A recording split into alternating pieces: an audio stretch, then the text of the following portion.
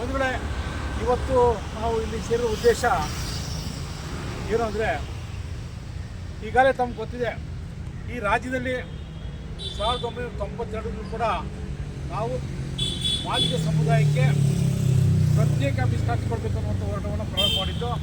ಅದ್ರ ಜೊತೆಯಲ್ಲಿ ಮಾದಿಗರಿಗೆ ಪ್ರತ್ಯೇಕವಾಗಿ ಆದಿಯಮ್ಮ ಅಭಿವೃದ್ಧಿ ನಿಗಮ ಸ್ಥಾಪನೆ ಮಾಡಬೇಕು ಅಂತ ಕೂಡ ಹೋರಾಟ ಮಾಡಿದ್ದು.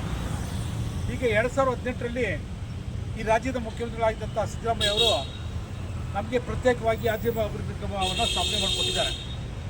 ಆಮೇಲೆ ನಮ್ಮ ಇನ್ನೊಂದು ಹೋರಾಟ ಬಾಕಿ ಇತ್ತು, ಅದೇನಂದರೆ ಒಳ ಮೀಸಲಾತಿ ಜಾರಿ ಮಾಡುವಂಥದ್ದು. ಸೊ ಅದು ಈ ಸಿದ್ದರಾಮಯ್ಯರ ಒಂದು ಅವಧಿಯಲ್ಲೇ ಅವರ ಕ್ಯಾಬಿನೆಟ್ಲಿದ್ದಂಥ ನಮ್ಮ ಹಿರಿಯರಾದಂಥ ಕೆ.ಎಚ್. ಮುನಿಯಪ್ಪನವರು, ಡಾಕ್ಟರ್ ಎಸ್.ಸಿ. ಮಾದಪ್ಪನವರು, ಡಾಕ್ಟರ್ ಪರಮೇಶ್ ಅವರು, ಪ್ರಿಯಾಂಕಾ ಖರ್ಗೆ ಅವರು, ನಮ್ಮ ಎಸ್.ಟಿ. ಸಮುದಾಯಕ್ಕೆ ಸೇರಿದಂಥ ಕೆ.ಎನ್. ರಾಜಣ್ಣ ಅವರು, ಸತೀಶ್ ಜಾರಕಿಹೊಳಿ ಅವರು, ಮತ್ತು ನಮ್ಮ ಶಿವರಾಜ್ ತಂಗಡಿಗೆ ಅವರು, ಆರ್.ಬಿ. ತಿಮ್ಮಾಪುರ ಅವರು, ಇವರೆಲ್ಲರೂ ಕೂಡ ಆ ಒಂದು ಕ್ಯಾಬಿನೆಟ್ಲಿದ್ದು ಈ ಒಳ ಮೀಸಲಾತಿ ವಿಚಾರದಲ್ಲಿ ಭಾಳಷ್ಟು ಸಾರಿ ಚರ್ಚೆ ಮಾಡಿ ಒಂದು ಒಮ್ಮತಕ್ಕೆ ಬಂದಿದ್ದಾರೆ. ಈಗಾಗಲೇ ನಮಗೆ ಶೇಕಡ 5.25 ಅಂತೆ ಕಾಲ ಇಬ್ಬರಿಗೂ ಒಲೆಯ ಮೊದಲಿಗೆ ಇಬ್ಬರು ಎರಡು ಸಮುದಾಯಕ್ಕೆ ಸಮನಾಗಿ ಒಳ ಮೀಸಲನ್ನು ಹಂಚಿಕೆ ಮಾಡಿದ್ದಾರೆ.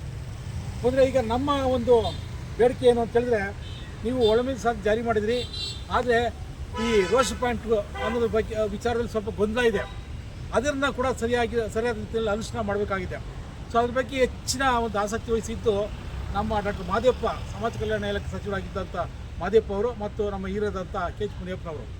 ಸೊ ಈಗ ಇವತ್ತು ನೋಡಿ, ನಾವೇನು ವಿಧಾನಸೌಧ ಹತ್ರ ನಿಂತಿದ್ವಿ. ಇವತ್ತು CLP ಮೀಟಿಂಗು 4 ಗಂಟೆಗೆ ನಡೆಯುತ್ತೆ.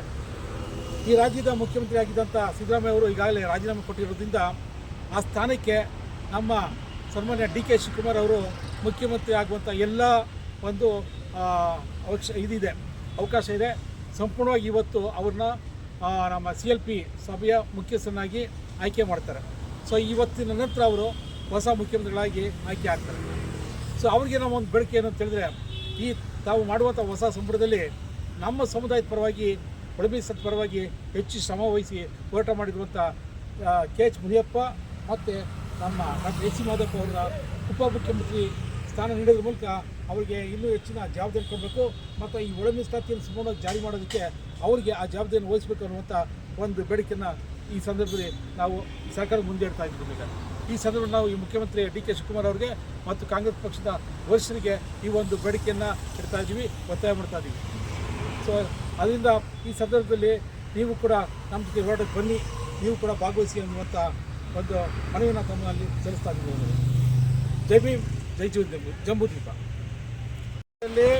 Doctor S C. ಮಾದೇವಪ್ಪ ಮತ್ತು ಹಿರಿಯ ರಾಜಕೀಯ ಮುತ್ಸದ್ದಿ ಕೆ.ಎಚ್. ಮುನಿಯಪ್ಪ ಅವರನ್ನು ಉಪಮುಖ್ಯಮಂತ್ರಿ ಸ್ಥಾನಕ್ಕೆ ಪರಿಗಣನೆ ಮಾಡಬೇಕು, ಅವ್ರನ್ನ ಉಪಮುಖ್ಯಮಂತ್ರಿಗಳನ್ನಾಗಿ ನೇಮಿಸಬೇಕು ಅನ್ನುವುದು ನಮ್ಮ ಉದ್ದೇಶ.